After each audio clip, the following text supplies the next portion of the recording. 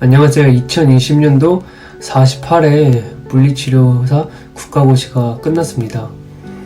제가 물리치료사 국가고시가 끝나면 그 국가고시를 어떻게 공부해야 되는지 영상을 만들려고 생각하고 있었어요. 영상을 만들려고 생각하게 된 계기는 국시 공부 방법을 제대로 알려주는 영상이 하나도 없었기 때문이고, 두 번째는 제가 편입생이거든요. 근데 국시 공부를 어떻게 해야 되는지 자세히 물어볼 친한 선배가 없었어요.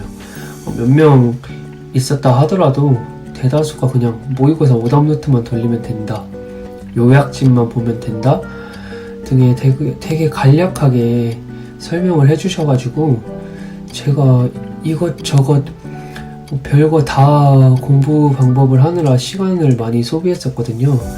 그래가지고 다음 물리치료사 국가고시를 준비하시는 분들께 도움이 되고자 이번 영상을 만들게 됐습니다. 영상의 순서는 처음에 국시 과목은 어떤 게 있고 몇 문제가 나오는지와 함께 과락 기준에 대해서 알아볼 것이고요. 두 번째는 제 모의고사 분포도를 통해서 제가 모의고사를 10번 정도 봤는데 어느 시점에서 뭘 했더니 점수가 훅훅 오른 두 구간이 있거든요. 그 두 구간을 중점으로 어떻게 공부를 해야 되는지 제가 자세하게 알려드리도록 하겠습니다. 세 번째는 국시 관련된 소소한 팁들에 대해서 알려드릴게요. 지금 영상에서 보시는 게 국시 과목과 그 몇 문제가 있는지에 대해서 나온 제가 직접 만든 표예요. 이거를 왜 보고 가야 하냐면 1교시엔 2교시엔 3교시엔 어떤 부분에 좀 더 집중을 하셔야 되는지 알 수 있어요. 1교시를 예시로 들자면 물리치료 기초에서 60문제가 나오는데 그 기초에 해부생리, 운동학, 인자, 공중보건, 보조기, 수치료 이렇게 6가지가 있는데 해부생리에서 22문제가 나오잖아요. 그럼 해부생리는 아무리 못해도 여러 번 봐야 된다, 즉 마스터를 하고 가야 된다, 이 말이에요. 해부생리를 마스터하지 못하고 간다면 22문제가 날아가는 거잖아요. 그러면은 이게 엄청난 타격이거든요. 그것도 해부생리가 너무 어렵다 싶어가지고 내가 반은 맞겠다 하면 운동학, 인자, 공중보건에서 점수를 따야 되는 거잖아요. 이런 식으로 어느 부분에 내가 힘을 좀 더 쓰고 시간을 더 들여야 되는지 알아야 되기 때문에 이 국시 과목, 제가 만든 국시 과목표를 꼼꼼히 보셔야 돼요. 과락 기준에 대해서 말씀드릴게요. 1, 2교시 각 파트 기초 진단평가 중재 법규는 40% 이상만 맞으면 되는데 두 개를 합친 1, 2교시를 합친 점수는 1, 2교시 총점의 60% 114점을 넘겨야 된다고. 3교시는 애초부터 60% 이상이 과락이다. 이렇게 정리를 해드릴 수 있습니다. 모의고사 점수 분포도라고 지금 보이시죠? 이게 제가 직접 본 모의고사 점수거든요. 많이 봤는데 모의고사를 정말 엉망이었어요. 1회에서 5회까지 120점대가 계속 나오는 거예요. 이때 어떻게 공부했냐면 그냥 모의고사 오답풀이만 하고 그러면서도 이거 아닌 것 같은데 이런 생각이 너무 들다가 제가 공부 방법을 바꿨어요.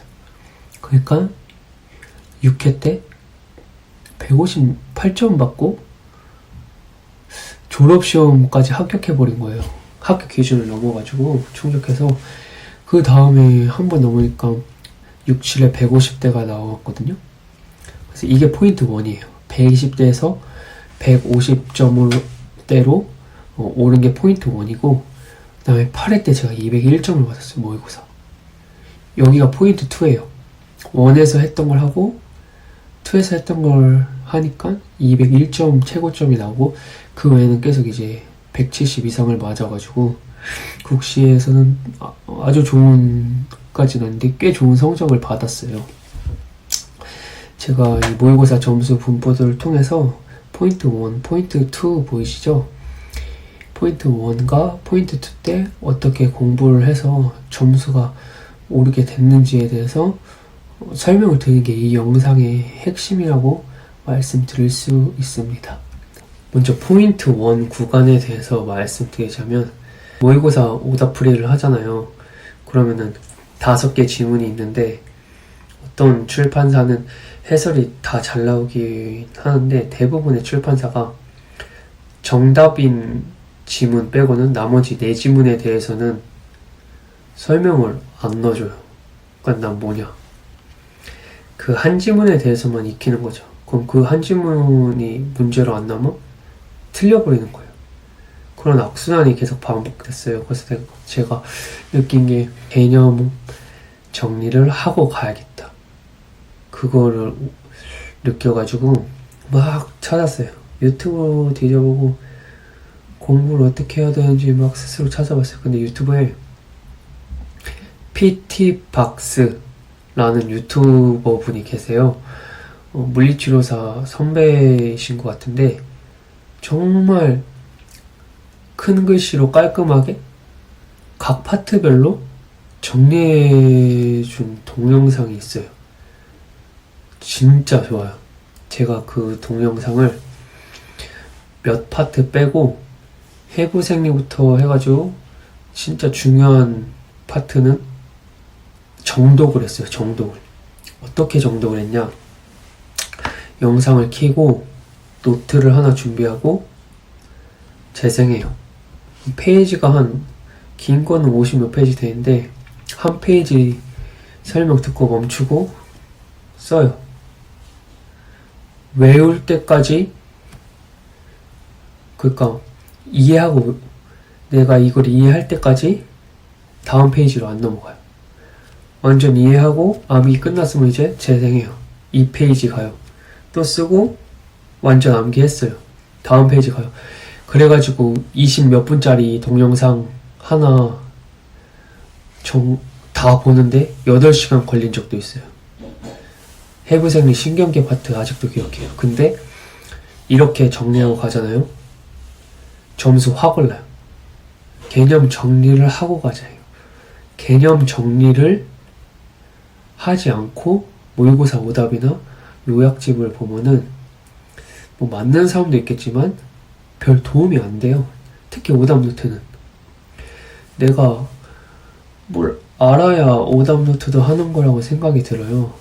이거는 제가 정말 꼭 강추드리고 싶습니다. 개념 정리를 하고 가자. PT박스란 유튜버 분의 영상이 많이 도움됐고, 그냥 시간 때운다고 쑥쑥쑥 보는 게 아니라 한 페이지 하고 스탑 누르고 쓰고 암기하고 다음 페이지 넘어가고 이렇게 정리를 하고 가면은 다음부터는 모의고사에 그 답이 보인다.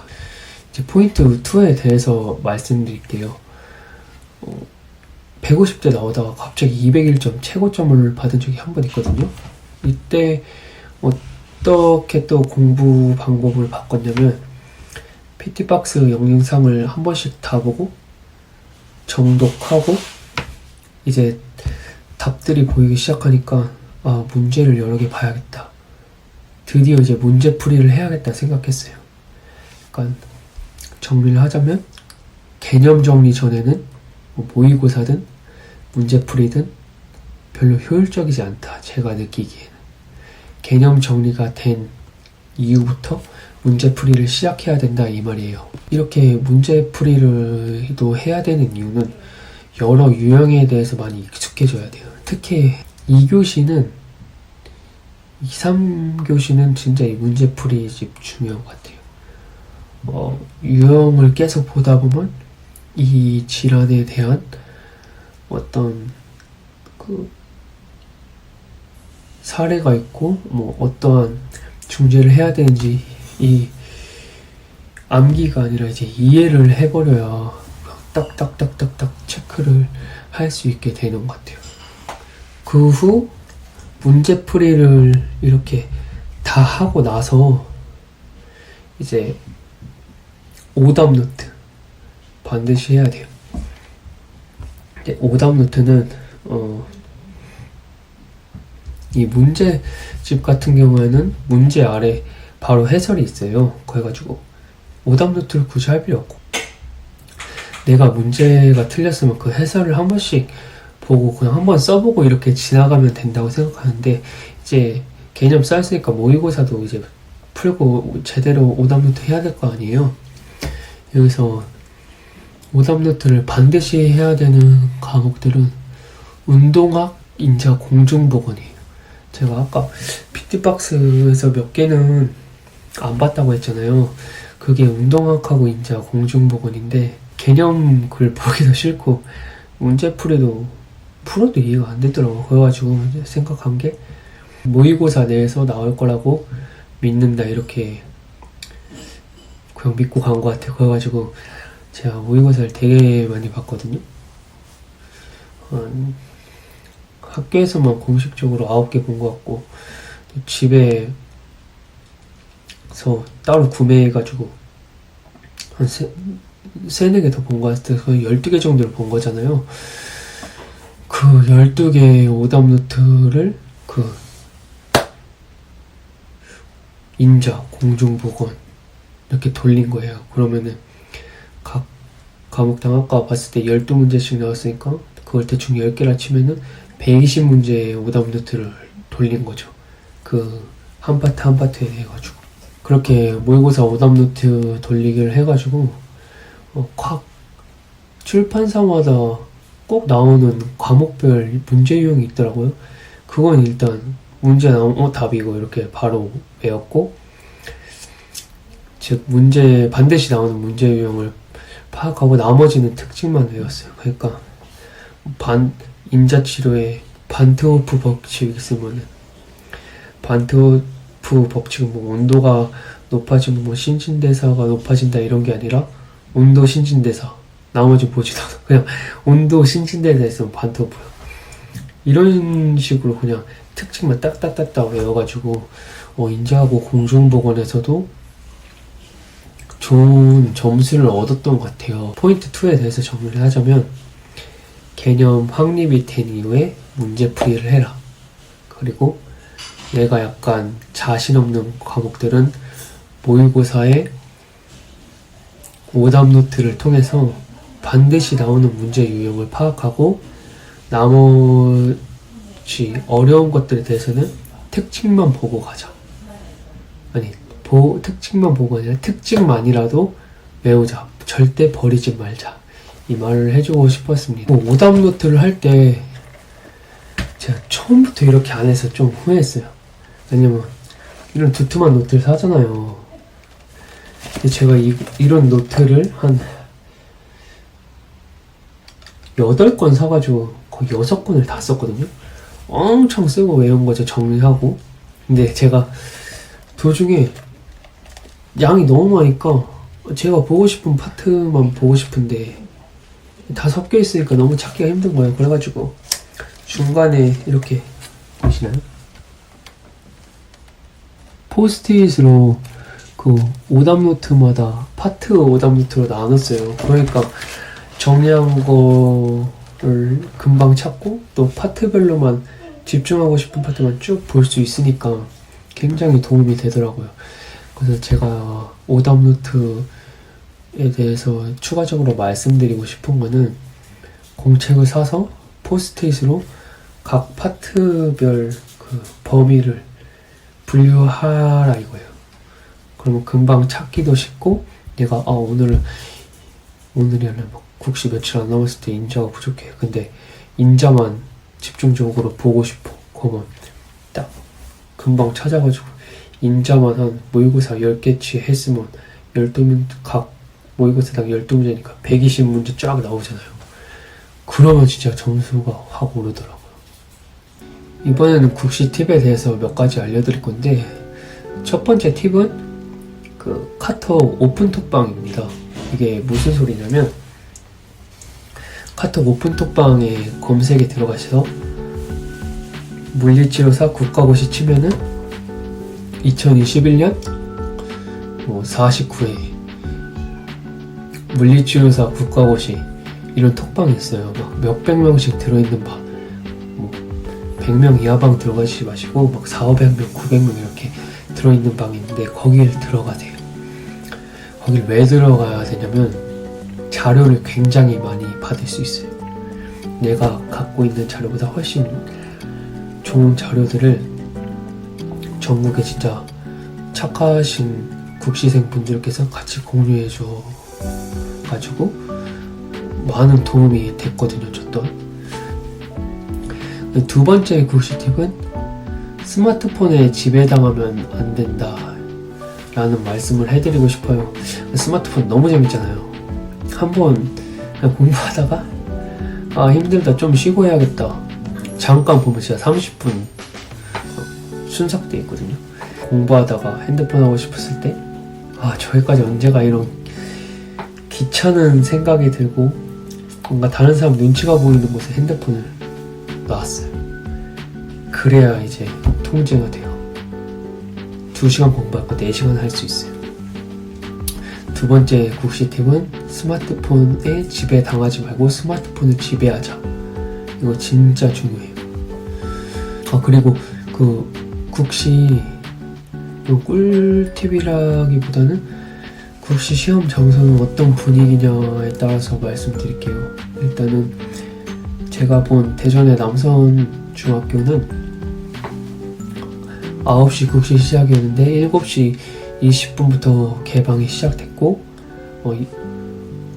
시험 시작 30분 전인 8시 반부터 책상을 싹 비우고 일단 수험표랑 그런 거 확인했어요. 그러니까 막상 가면 공부할 시간이 많지 않아요. 그래서 쉬는 시간도 10분 전에, 쉬는 시간이 30분이라면 10분 전에 다 비우게 해요. 그러니까 막상 공부할 시간이 20분이었던 거죠. 그러니까 어떤 과목들을 가져가야 되냐면 저는 1교시는 솔직히 해부생리는 양이 엄청 많잖아요. 챙겨가긴 해야 되는데 해부생리도 주로 어떤 걸 봐야 되냐면 저는 인자하고 공중보건 봤어요. 그러니까 완벽하기보단 많이 보지 못했던 것들을 빠르게 봤어요. 한두 문제라도 더 따려고. 어차피 해부생리는 범위도 크고 문제 양도 많기 때문에 짧은 시간에 할 수 있는 게 아니잖아요. 그래서 부족한 부분들만 빠르게 봐야 되는 걸 가져가야 되니까 저는 1교시 때는 인자하고 공중보건, 해부생리는 진짜 부족한 부분만 짧게 보고 넘어가야 된다고 생각하고 2교시는 무조건 읽어. 중재 볼 시간 없어요. 중재는 이미 마스터가 돼 있어야 돼. 2교시에는 을법이 문제가 적고 꽈락이 문제가 적기 때문에 타이트하기 때문에 을법만 봐도 시간이 그냥 사라지고 을법 조심해야 돼요. 그리고 이렇게 3교시 하고 끝나는 건데 또 화장실 이런 거는 생각보다 이용하는 사람이 별로 없던데요. 되게 널널했고 시험장 분위기도 시끄러운 사람도 없었고 공부할 수 있게 조용히 할 수 있었던 것 같습니다.